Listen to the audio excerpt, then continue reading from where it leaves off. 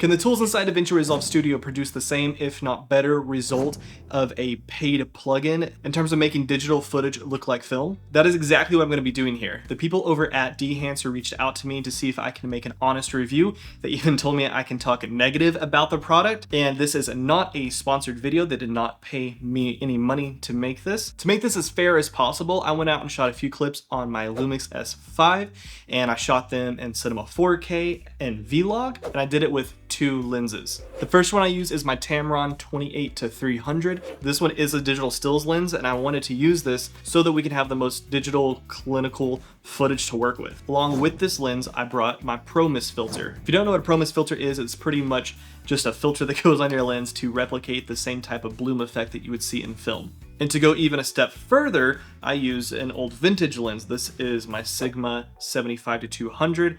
And this was made to be used on film cameras. I also reshot with this lens and used the Pro Mist filter on top of that just to add more of the film effect as much as I could put it into the camera before I got inside DaVinci. If you have DaVinci Resolve Studio, you can do exactly what I'm doing here. I did not use any third-party plugins for this part. I went ahead and laid out a node tree of how I would attack this digital footage to make it look like film.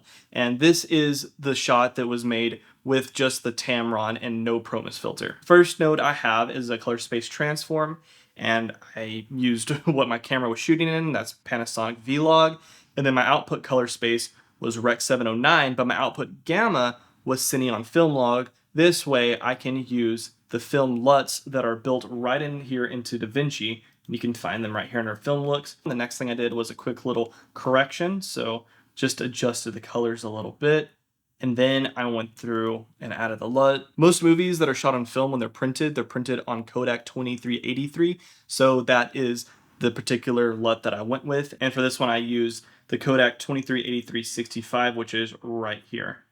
So I just dragged that LUT on. So here's what that LUT looks turned on. And it already made it pop a lot more. You can see a lot more contrast coming through. The next thing I added was the halation node, which is the little red glows that you see around a lot of highlights on film. You can see how much of a difference it's already making right there. Next was glow, and it doesn't do too much. You can kind of see it lifting here in the highlights, but I just left it on default settings. And then we have grain.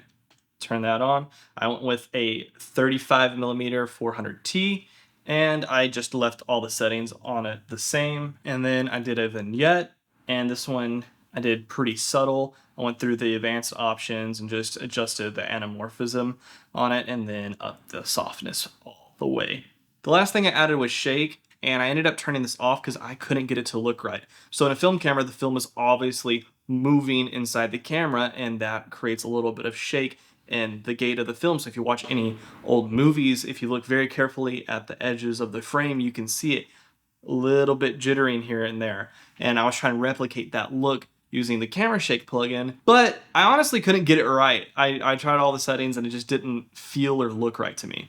So I just left that turned off. I went through and applied the exact same node tree to all the other shots that I shot, and I'm about to show you those right now. This is the first shot that I used with my Tamron, and I did not use the Pro Mist filter. And this is the second shot with the Tamron, included with the Pro Mist filter.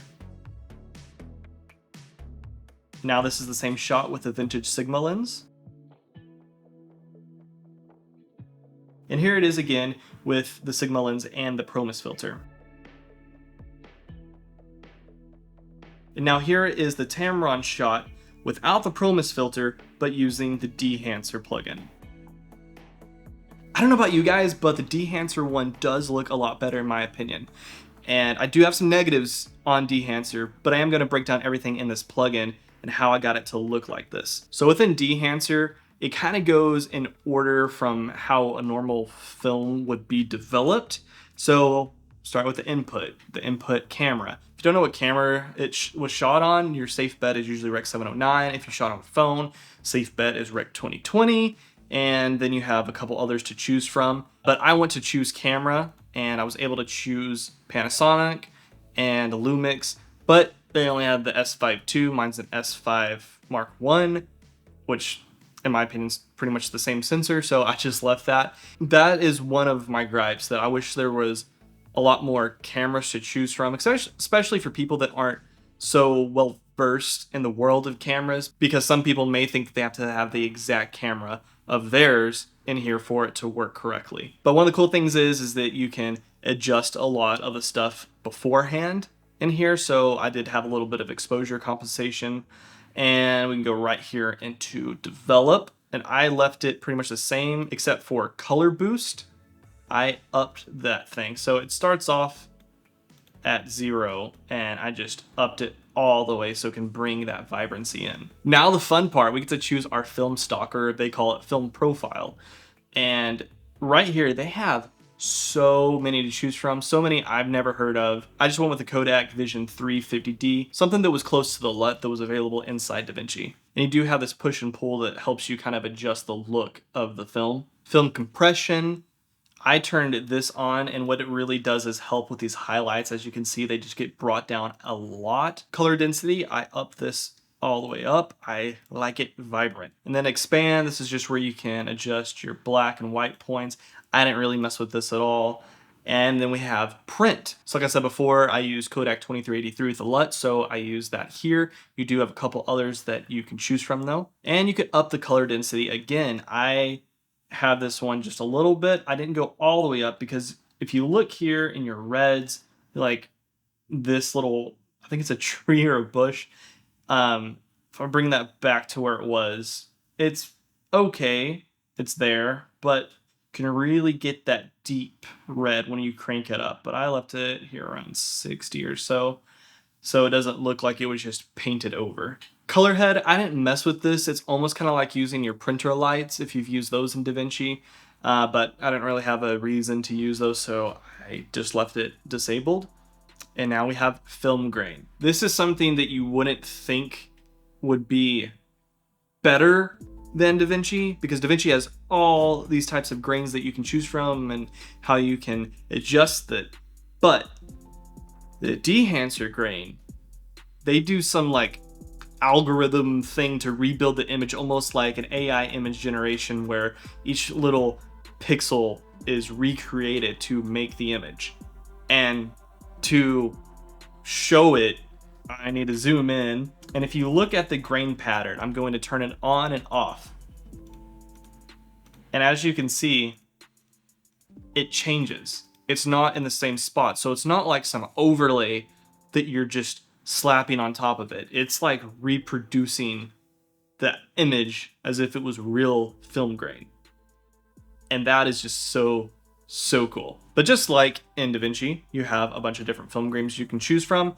I just left everything 35 millimeter, pretty much all the way down with all these settings. But for this, you can choose your ISO. So I did ISO 500. I shot at ISO 640, which is the base ISO for my camera. Now we have halation, which I showed you earlier.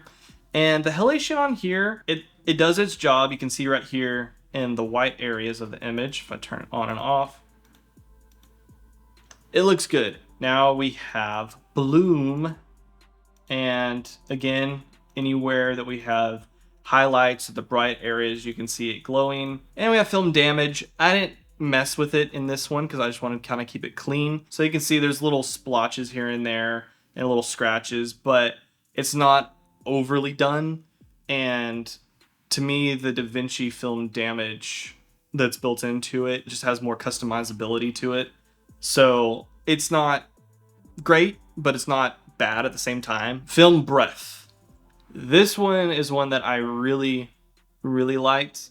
It pretty much kind of separates and has the colors of the image shift a little bit, as if it was like shot off of an old camera. And now it's like just a subtle little shift in the color.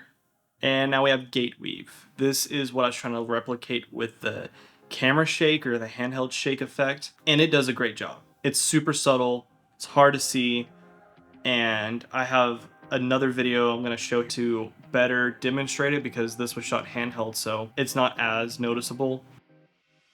And then our vignette, it looks pretty much like the same vignette that's inside DaVinci already. You do have some adjustments of it, which is really nice. And now we have monitor. This one is phenomenal because it's free. This is a separate plugin that you can go ahead and grab right now. You don't have to pay for it at all. And it has false colors.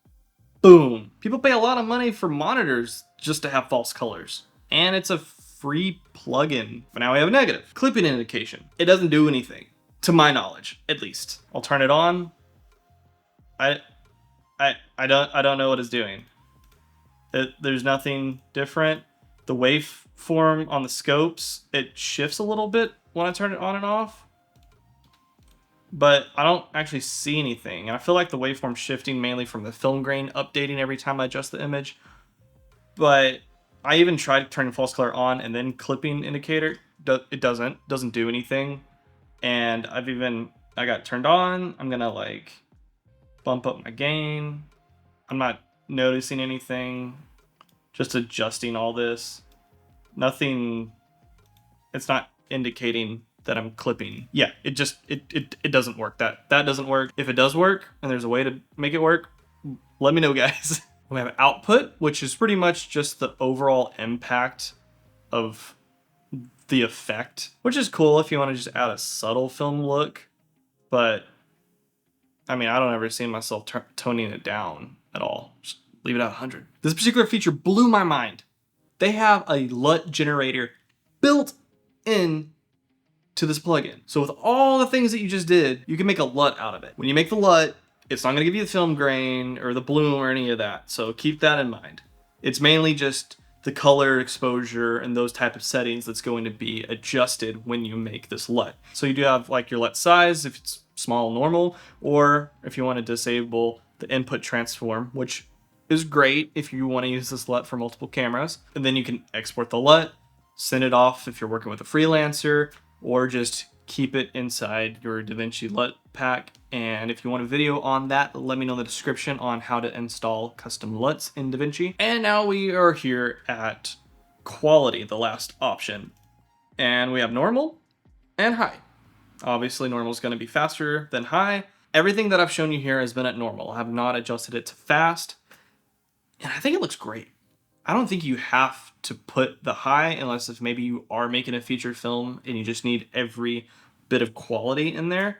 So checking profiles. I installed this a couple days ago and it looks like maybe they had some more just loaded up. I'm not sure if they added more, but when you first install this plugin, you need to do this or else you're not going to have all the different types of cameras and film stocks to choose from. So definitely click that before you start anything. There are a lot of things that I love about this, but there are a few negatives that I have, some of which I've already mentioned. One thing that's great about Dehancer is that if you don't need all of these features, but just a select few, you can just get those particular plugins. Like I said earlier, you can get the monitor plugin for false colors, completely free. You don't have to pay for that. You can choose a couple of the other plugins if you want those, if you don't want everything included. But a negative is if you're a Premiere Pro or After Effects user, you only have the option to get the entire plugin with everything included, which is great, but if you don't want to pay for everything, if you want just a couple of them, then that's a bit of a bummer. But obviously I'm a DaVinci user, and also for Final Cut Pro people, you can just buy the individual ones. Another great thing is if you do buy it, you get 2 licenses. So if you have 2 computers, you can use it on both. It's not just for video editing. They even have Lightroom plugins for photos. Even better, if you're an iPhone user, they have an iPhone app that pretty much gives you the same capabilities inside this DaVinci plugin for not just photos, but videos as well. One thing is if you do go with the iPhone, there is no lifetime. It is a subscription-based product. There are subscriptions for this one, or you can buy a lifetime if you do like this. And if you do like it, the people over at Dehancer did let me hook you guys up with 10% off. Just use promo code cinematography at checkout if you like it. Again, they didn't sponsor me to make this video. They wanted me to be honest, and I feel like I've done my best to show you guys the pros and cons of Dehancer. And if you would like to support the channel, you can use that promo code to get you guys 10% off, and it would help out the channel a lot. And with that being said, I think there's one last thing I need to do with Dehancer inside DaVinci. That's right. I'm gonna add it to my favorites. I will be using this again.